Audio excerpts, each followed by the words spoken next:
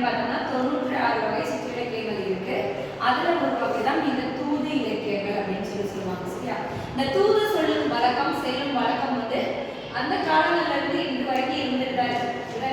நம்ம எந்த ஒரு விஷயத்தை நினைத்தாலும் அதை இன்னொருவருக்கு பரிமாறுவதற்கு மிகப்பெரிய ஒரு ஊடகமா இருக்கிறது என்னன்னு பாத்தீங்கன்னா இந்த தூது. அந்த தூது செல்வது உயிரினங்களா இருக்கலாம், நண்பனா இருக்கலாம், விலங்குகளா இருக்கலாம், உயிரினங்கள். அதையும் தாண்டி நம்ம நட்பு வட்டம் எதா வேணாலும் இருக்கலாம். ஆனா நம்ம அனுப்பும் தூது ரொம்ப முக்கியமானதாக இருக்க வேண்டும். அதன் அடிப்படையில இந்த தமிழ் வீடு தூது வந்து மதுரை சொக்கநாத பெருமாள் மீது எழுதப்பட்டது. சரியா? மதுரை சொக்கநாதர் யாரு?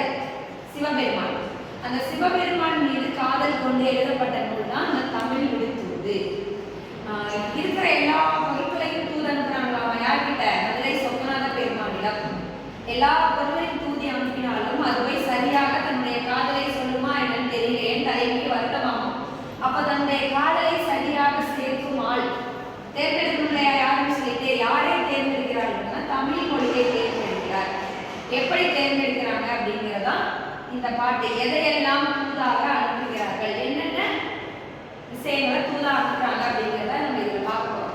முதல்ல பாருங்க, ஒன் கமலத்து அண்ணன் தான் விடுப்பேன், அண்ணன் தான் ஆங்கு அவரை இன்னந்தான் கண்டு அறியாது என்பரை.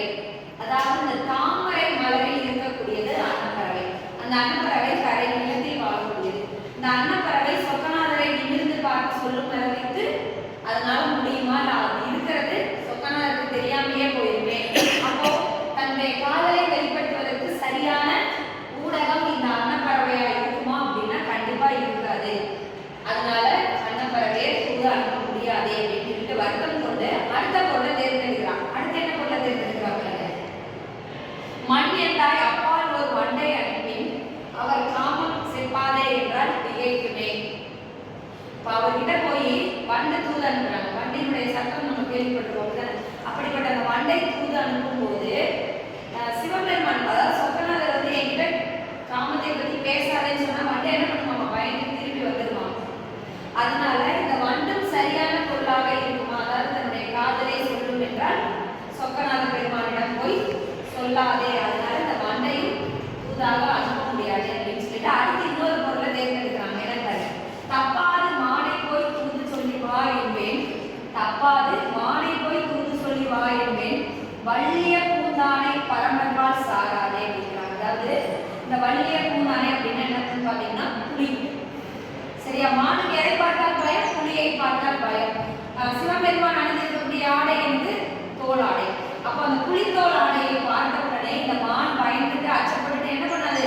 இந்த தலைவியினுடைய காதலை மதுரை சொக்கநாதரிடம் சொல்லாதே. அப்ப என்ன பண்ண முடியாது? மானையும் தூது அனுப்ப முடியாது. அதுவும் கேன்சல்.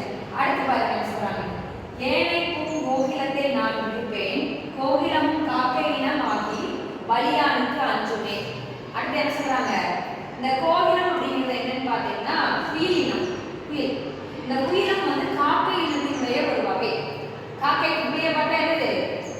பயம். புலித்தோல் அமைச்சிருக்கனால இந்த காக்கை இனத்தை சார்ந்ததுனால குயிலும் போய் என்ன பண்ணாது? மதுரை சொக்கநாதரிடம் தலைவியினுடைய காதலை சொல்லாது அப்படின்னு சொல்லிட்டு தலைவி வருத்தப்பட்டு என்ன பண்றாளாமா? இதுவும் வேண்டாம்னு விருப்பம் வந்துடுறாங்க. அடுத்து என்ன சொல்றாங்க?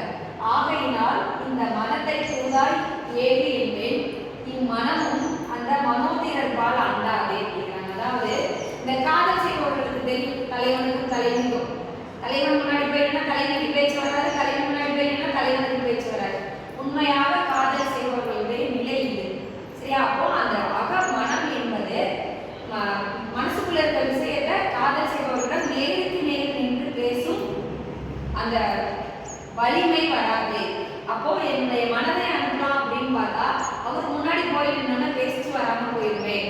அதனால இந்த மனமும் சரியானதாக இருக்காது அப்படின்னு முடிவு பண்ணிட்டு எதையெல்லாம் முடிவு பண்றாங்க? அன்னத்தை தேர்ந்தெடுக்கிறா, அதுவும் சரியாகல. அடுத்து என்ன பண்றா? வண்டை தேர்ந்தெடுக்கிறா, அதுவும் சரியாது. அடுத்து மான், மானுக்கு அடுத்தபடியா இந்த கோகிலம் அப்படிங்கிறது குயிலை தேர்ந்தெடுக்கிறாங்க, மனதை தேர்ந்தெடுக்கிறார்கள். இப்படி ஒவ்வொரு பொருளை, இந்த 5 பொருளையும் தேர்ந்தெடுத்தும் காதலை சொல்ல சரியான ஊடகம் எதுவும் கிடைக்காதனால், தூது பொருள் எதுவும் கிடைக்காதனால தமிழாகிய உன்னை நான் தேர்ந்தெடுக்கிறேன், நீ எப்படி இருக்கிறாய் அப்படின்னா குன்று போல் உயர்ந்து இருக்கிறாய். தமிழ் மொழியினுடைய ஒரு சிறப்பை சொல்றாங்க. தமிழ் மொழி எப்படிப்பட்டதுன்னா